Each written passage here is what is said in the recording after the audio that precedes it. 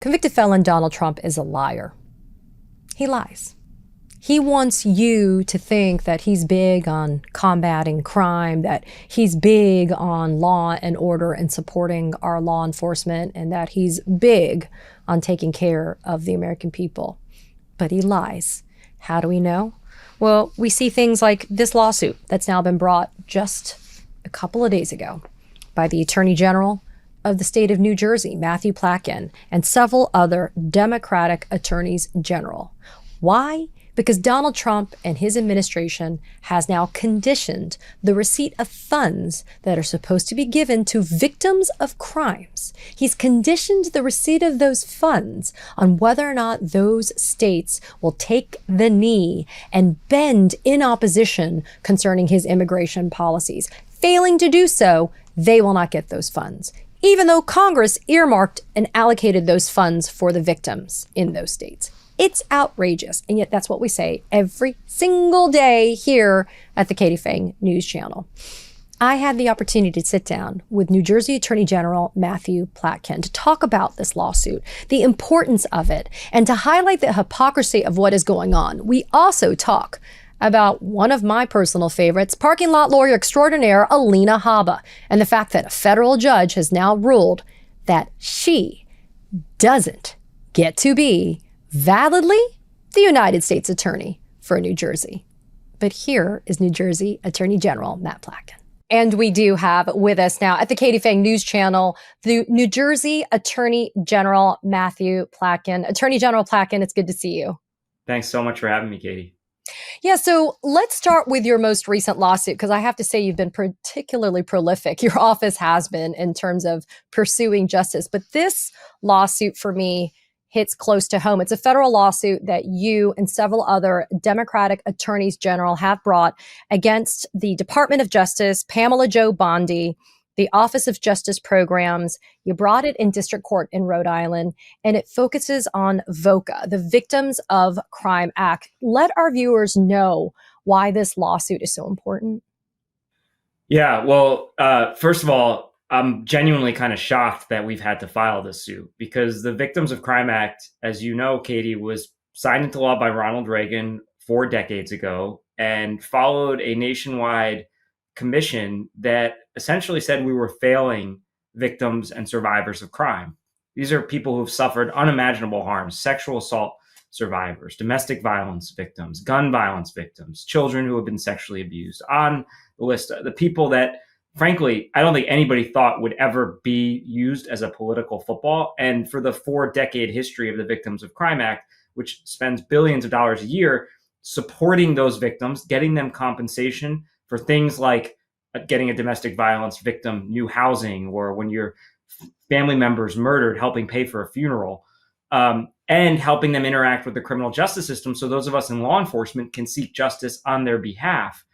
Those funds had never before been subject to partisan whims. And yet here, what the president and Pam Bondi and the administration is doing is essentially holding those funds hostage unless states agree to enact immigration policies that courts and Congress have said states don't have to enact. It's unconscionable. I actually, they've done a lot of things that we've had to sue over. But this, to me, is just unfathomable, that you would take people suffering these unimaginable horrors and say, you're going to be out of luck unless your state does something that they legally do not have to do. So it's shocking, but we're obviously prepared to litigate it. Yeah, and I want to actually focus on some of the statistics that you cited to within the lawsuit. And here at my channel, we actually walk through filings together. The viewers, the subscribers love it. And I always tell people we got to focus on the intro, because the really well-drafted complaints like yours kind of tells the story. It sets the table. And then we fast forward to the prayer for relief at the end, and then we kind of hang out in the middle. But I want to focus at the beginning, because these numbers are critical. Between 2021 and 2024, states have used federal VOCA, so that's the Victim of Crimes Act, VOCA funds, to assist on average more than 8.5 million crime victims per year. and to pay more than 200,000 claims per year for losses suffered by crime victims. And what's also really important, AG Platkin, is that the amount of money that is allocated is based on fixed statutory formulas. There's nothing arbitrary about these numbers. It's not like, somebody in DC is just closing their eyes and throwing a dart and deciding that Jersey gets a certain amount or whatever. It's tantamount to extortion, in my opinion, that unless states cow to the federal demands to be able to do specific immigration, draconian and illegal things, that victims of crimes are not going to be able to get any type of restitution, aid, or assistance that traditionally they've been able to receive. Yeah, you nailed it. Great job with our intro. That is essentially what's happening here. And, look, I spend a lot of time with victims of crime. It's actually what originally got me interested in going into public service, working with victims of gun violence and trying to reduce gun violence in our communities. It's been a lifelong effort for me and so many others. And once you meet one victim of a crime, you really don't ever want to meet another because their stories are heartbreaking. And the idea that we would not provide them these services, that we would not help them in their unimaginable moment of horror, and then we wouldn't help them navigate the criminal justice system so that they don't get re-traumatized through that. You think about things like helping a sexual assault survivor access a forensic nurse examiner and get their and have their safe kit performed. These are really sensitive things. Dealing with child sexual abuse victims, which unfortunately we do a lot, and we have child advocacy centers that work with these victims and their loved ones and make sure that they are treated with respect and care and sensitivity that they deserve. And I think I would love to ask Pam Bondi, President Trump, anyone in this administration that signed off on these policies. What if it was your kid? What if it was you? Would you say, I'm not entitled to those services because I live in a state that, pursuant to their own laws that have been upheld by federal courts, including by appointees of President Trump, are not taking certain immigration measures unrelated to what Congress said these funds are for? I mean, it's horrifying. And I honestly never thought we'd get here as a country. So I think what's also important, what I try to underscore and explain, is that there's an interplay between the states and the federal government, that they do have independent functions, independent roles, but there's also this inextricably intertwined energy that happens. And this lawsuit and several of other lawsuits that you've brought against this current administration kind of show how important it is that people in New Jersey, regardless of political affiliation, that they rely upon federal funding to come into the state to be able to do something that impacts them in a significant way in their daily lives. A lot of people sometimes like to think, well, it's in DC and these are federal decisions. And what are you doing for me, local mayor, local governor, local AG? And yet what this lawsuit shows is that there's a lot that's not going to be done for our American families and our victims of crimes because the Trump administration decides that they want to strong arm the states into compliance and they want to play fast and loose with people like victims of crimes. That's right. Look, New Jersey is a donor state to the federal government. We give to the federal government far more than we get back. But what we get back is really critical. And, I'm the chief law enforcement officer in my state. I oversee a lot of these programs. I see what VOCA funding does. I've met many of the people who do this work. I have dealt myself with victims of these crimes. And so, yes, people in New Jersey and people in every state in America benefit from this program. Again, signed into law by the noted liberal Ronald Reagan, not exactly, the far left of American society. And the truth is, crime doesn't know political ideology. Sexual assault survivors and domestic violence victims and gun violence victims and children who have been sexually abused, they're from Democratic families and Republican families and independents or non-voters. And it shouldn't matter. There's no litmus test when you walk into our office that administers these claims. Say, well, wait a second, are you a Democrat or are you a Republican? Were you born and raised in a blue state or a red state? We don't ask those questions. We help you get the care that you're entitled to, the services that you deserve, and you get treated with respect. And that's what this program does. It should be outside of the political context, because if the federal government, I think, exists to do anything, it's to support programs like this that help Americans in these dire moments of need.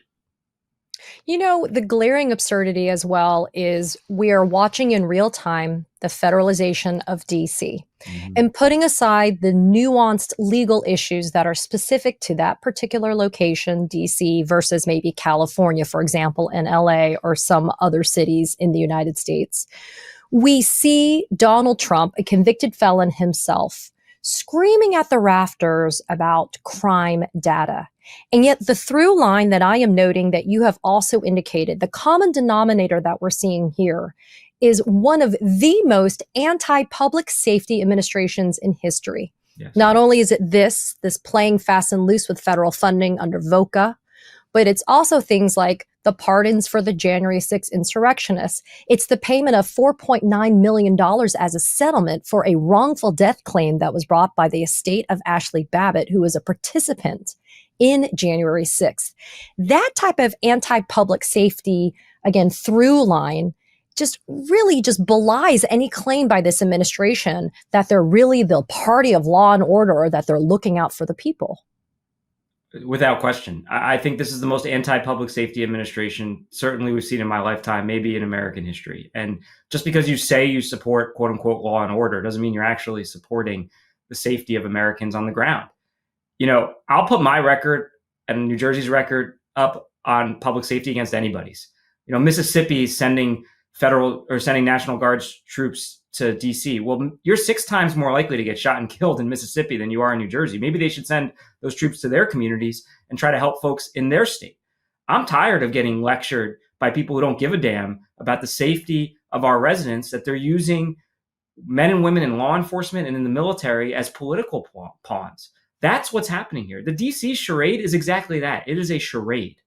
They are not actually trying to reduce crime in our nation's capital. They're not actually following the advice of law enforcement. And it started, as you noted, on day one, 1,500 violent insurrectionists, who, by the way, now the U.S. attorney in the District of Columbia is saying, not only are we going to pardon them, but you can go ahead and carry openly shotguns and rifles. We won't prosecute those federal crimes in the nation's capital. How does that make us safer? 16 of the states on our VOCA complaint have the lowest level of gun violence in this country. Why don't you ask us how we're doing it? Instead, what they're doing is pardoning people who resulted in the death of an officer who was born and raised in New Jersey, by the way, cutting funding for things like the task force that takes on the drug cartels, which I thought was a priority of this administration, cutting funding for things like installing license plate reader technology across our states that help us capture violent criminals and tackle bias crimes, and now gutting funding for victim services. So it's going to make it harder for us to prosecute things like domestic violence and human trafficking and sex abuse of our children. It is unfathomable to me that this administration that professes to care about public safety as its core mission is doing these things at the same time. And happening in real time as well is the administration showing once again that they don't care about victims. And I bring up the Jeffrey Epstein issue, right? The Epstein files, no transparency. That's obviously a separate kind of conversation. But, you know, Attorney General Platkin, we know for a fact that federal judges have called out this administration for their failure to contact the victims, the thousands of victims of Jeffrey Epstein, Ghislaine Maxwell, and others, prior to moving to unseal the grand jury transcripts, prior to even back in the mid-2000s when Epstein got his sweetheart plea deal from the U.S. Attorney's Office and the Palm Beach County State Attorney's Office. I mean, it just goes to show that, and this is why lawsuits like yours are so important. Like, you kind of have to show the people the reality, because it's just all smoke and mirrors with this administration. So look, Katie, I take human trafficking really seriously. I created the first office to combat human trafficking in New Jersey. Last year, out of my office, we prosecuted more human trafficking and sex trafficking cases in 1 year just from my office than every law enforcement agency in the state did for the previous 4 years combined. So I know a thing or two about how sensitive these cases are, how traumatic they are for the victims. And the idea that you would play politics with a case like this, let alone one as sprawling as Epstein, that you would treat someone like Ghislaine Maxwell, one of the most prolific human traffickers and sex traffickers in American history, with, kid gloves because it serves you, because it helps your interests. I couldn't sleep at night. And so, this administration consistently has used law enforcement. They seem to care about quote unquote weaponization of law enforcement, but they've used law enforcement to further political agenda, which at the end of the day, the people who get screwed are the American public. Because when law enforcement resources are diverted away from their natural mission, which is keeping the public safe, what happens? People are less safe. And that is happening every day in our communities. I see it. The breakdown between federal and state law enforcement cooperation and collaboration is something that we haven't seen since before 9/11. That's happening right now. It makes me very concerned. And yeah, I obviously feel for every victim in that file who was not treated appropriately and with the sensitivity and care that we should give to people who are victims, who didn't ask for this status, who didn't wake up one morning and say, hey, I'd love to be the victim of sex trafficking. Just like every beneficiary of VOCA funds didn't ask for those funding. They would give anything to not have the status that entitles them to those fundings. That much I am sure of. And yet here we are, the administration doesn't give a damn. It's all about politics. And some things should be beyond politics. VOCA, sex trafficking victims, but apparently not to this administration. You said something a few minutes ago, Attorney General Platkin, about how you would love to ask Pamela Jo Bondi, the DOJ, what's the point of this? How are you doing such a disservice to the victims? And you would think it'd be just, hey, maybe I can pick up the phone and call the U.S. attorney for Jersey, that jurisdiction, because I don't know, you're the attorney general. And at this point, you would also think it would have been somebody like Alina Habba, but we obviously have been following I don't even know how to describe it with any type of words that are not pejorative, the journey of Alina Habba so far, vis-a-vis her interim appointment, her temporary appointment, her hijacking of the position. But the federal judge said that her, as in Alina Habba's appointment and the machinations that went on with the DOJ to get her to be the acting U.S. attorney, because she's the first assistant U.S. attorney, that it's not valid, that it's not legal. I don't want to get into the legal weeds of that per se, but I do want to ask you, how telling is it and how absolutely unprecedented is it that now you have a U.S. attorney's office who can't even prosecute cases right now because of the politics that have been played in terms of appointments for those jobs? Yeah, it's absolutely unprecedented. There aren't really words to describe how insane it is. I mean, as I sit here today, I don't know who's in charge of the U.S. Attorney's Office. It's just crazy. Yeah. As the chief law enforcement officer, I don't know who to call. I mean, look, she hasn't wanted to take our calls since she came in. First time that's ever happened. The U.S. Attorney's Office, we have one district in New Jersey. We have one chief law enforcement officer. That's me. I have worked with U.S. attorneys of both political parties. I had great relationship with the U.S. attorney in first Trump administration. I have worked closely with the U.S. Attorney's Office every single day up until when Alina Habba was appointed. Mm-hmm. And the upshot here, as I was saying, is that people are less safe. When law enforcement isn't speaking to each other, that was the lesson of 9/11. We never want law enforcement to hide information from other agencies, not just because we don't want a 9/11 to happen, though obviously we don't. It's because when law enforcement's not sharing information, bad things happen all the time.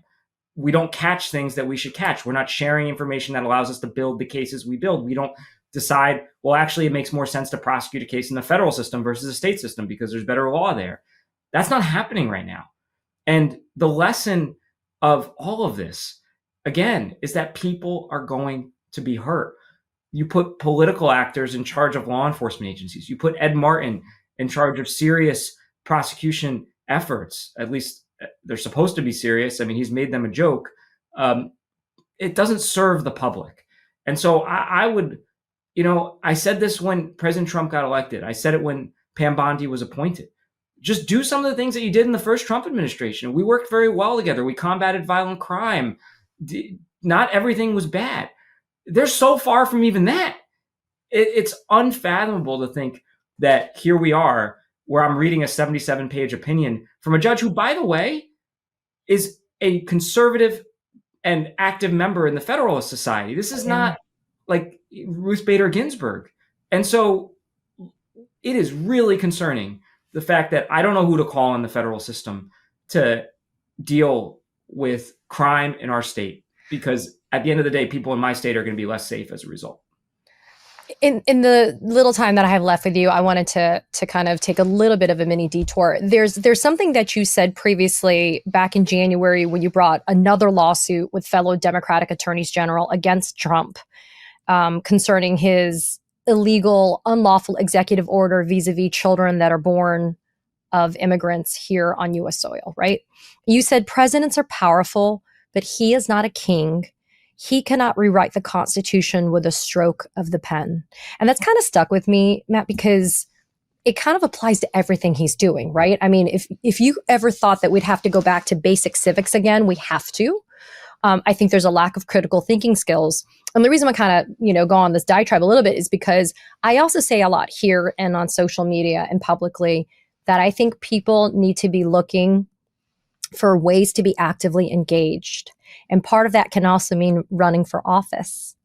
And I look at you, I look at Rob Bonta, I look at William Tong, I look at some incredible attorneys general, Letitia James. I mean, who would have thought that it would be the attorneys general for states that are the first line of defense and attack to really make sure the rule of law is found and embraced and met.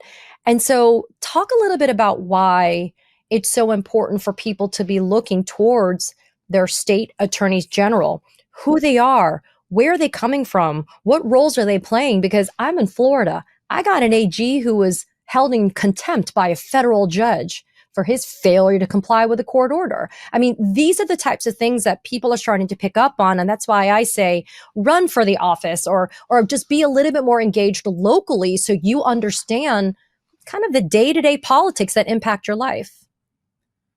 Yeah, well, look, first of all, thank you for those kind words. I mean, as the Attorney General of New Jersey, and on behalf of the coalition of the 23 of us, I wish it were 50, because most of these things shouldn't be partisan. And frankly, until very recently, were not partisan. That's right. The rule of law is an abstract concept. It is. I admit that, we're both law nerds, but I'm sure you'd agree with me. Like, when some of these academic debates, people don't get it. But 8 p.m. on January 20th, mothers who were expecting to give birth, I think, understood that they weren't sure whether their child, depending on which state they lived in, would be an American citizen. That's the type of reality we are facing today.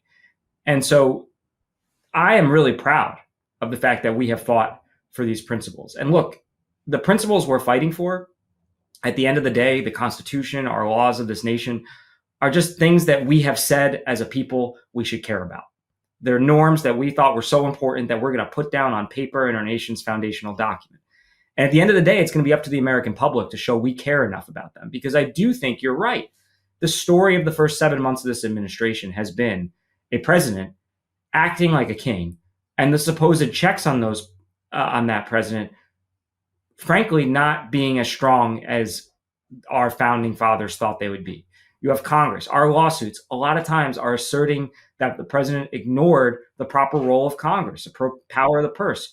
Where are the Republicans in Congress? Even in administrations where you had Democratic Congresses and Democratic presidents, or Republican Congress, Republican presidents, they fought for their own power because it's their power, and they should want to preserve it. Well, it seems like they don't seem to care that the president is taking their power away from them. It's a horrible precedent. We've seen institutions like the media, not you, who have done a great job, but too many in the media that have said, we're going to settle with an administration that's threatening us. My profession, your profession, the legal profession, I think some folks have really shown fight, and I'm really proud of them. And on both sides of the spectrum, by the way, I think Paul Clement has probably sued my office more than any office in the country, but he has stood up for the rule of law, and I give him credit for doing that. You've seen law firms on the other side capitulate. We've seen institutions of higher education cave to patently illegal threats to their core mission, which is to be beacons of independent thought and train the next generation of leaders and conduct research in ways that has helped us drive the economy and be the power of the global economy for decades. These are really scary things that are happening. And Right now, yeah, it has been 23 attorneys general, all of whom happen to be Democrat, who have been fighting for the rule of law. And I think there's one other really important point to this. The Supreme Court has said quite clearly they don't like nationwide injunctions. Okay, so what does that mean? It means that unless your attorney general is joining a suit, you're out of luck. If you live in Mississippi, well, not only are we sending troops to DC, but they're not joining suits saying your university should be funding, your K through 12 schools should be funding, your kids with special needs should get the services they're entitled to, your victims of crime should get the services that they're lawfully entitled to. I can go on and on and on down the list. Those are real examples that we've litigated that the other states have stayed silent on. And so we now live in America, unfortunately, where your rights and privileges and services that you receive as an American citizen, put aside all of the immigration debate, as an American citizen, are dependent on whether your attorney general has the guts to join a lawsuit that he or she knows is right, but politically they think it's too difficult to do because they are of the same party as the president. I don't know if you can hear it, but those are all the people that are watching that live in Jersey that are like, yes, that's my attorney general. I'll let you know, AG Platkin, when I'm ready to move to Jersey, because I think that just might be the place that I'm heading. Anybody who follows me knows that every day I'm like one step out of Florida. Anyway, New Jersey Attorney General Matthew Platkin, they say never meet your heroes, and yet I have, and I'm not disappointed. I appreciate you taking the time to educate us. I say knowledge is power. The goal is to empower, because then people can spread the word and they can let people understand what's truly at stake in this time of our lives. So I really appreciate you taking the time. It's been a privilege. Thanks for having me, Katie. I'll come back anytime. And please let me know if you're moving to New Jersey. We'll show you the best places to go. Absolutely. Not anywhere near Alina Habba. Thank you. Thanks. Katie Phang here. We launched the Katie Phang News Channel in partnership with the Midas Touch Network so we could bring you the latest in legal and political news. Straight, no chaser. So if you're a fellow truth teller, hit that subscribe button and share the word about this channel so we can build a high information America together.